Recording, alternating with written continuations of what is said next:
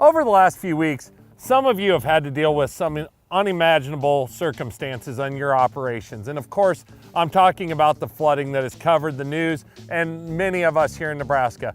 And even for those of us that didn't deal directly with it, our hearts go out to you. But as heartless as this may sound, we know that in agriculture, we have to move on. We know that soon we'll be in the fields planting and putting another crop in the ground to set ourselves up for a growing season.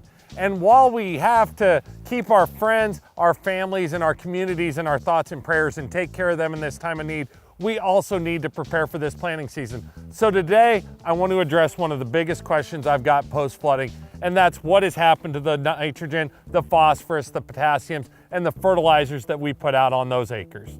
I'm Keith Byerly, Precision Ag Manager at Central Valley Ag, and this is your agronomy-focused video that corresponds with my article on the CVA website.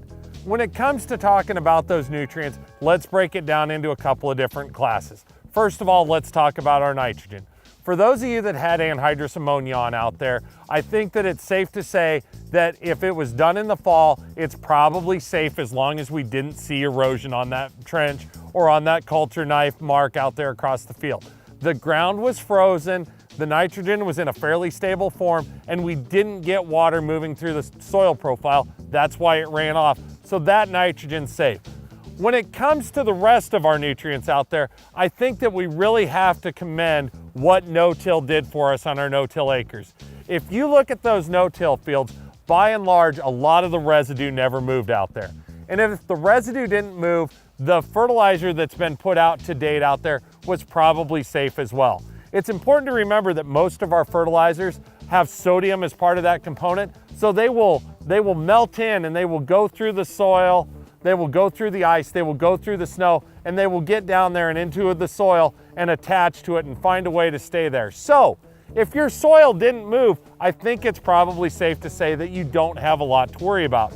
For those of you that did see soil move, however, or you saw water set on your fields, the simple answer is we don't know, but I'm confident in saying that we don't want to take a knee-jerk reaction to things right now. We want to play a wait-and-see approach out here.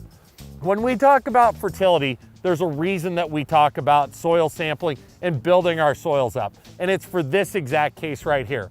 When your phosphorus levels are 20 parts per million out there, you don't have to worry as much about losing a crop removal application like we may have put out this year.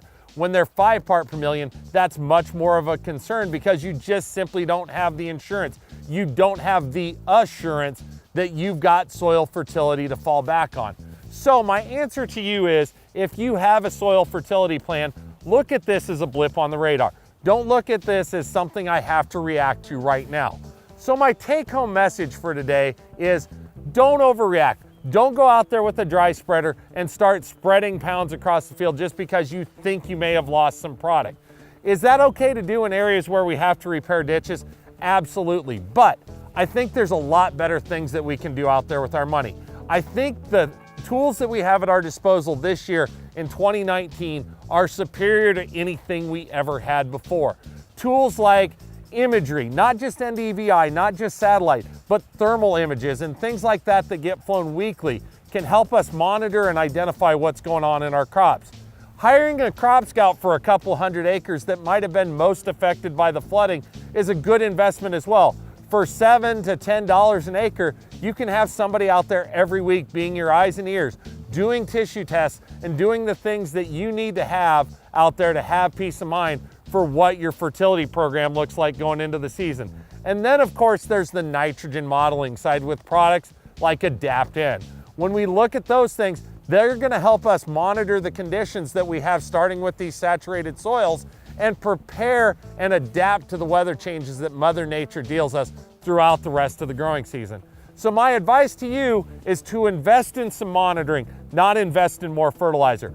Monitor this crop, pay attention to it, and respond to the signs, the symptoms, and the field conditions that we see rather than knee-jerk and overreact today.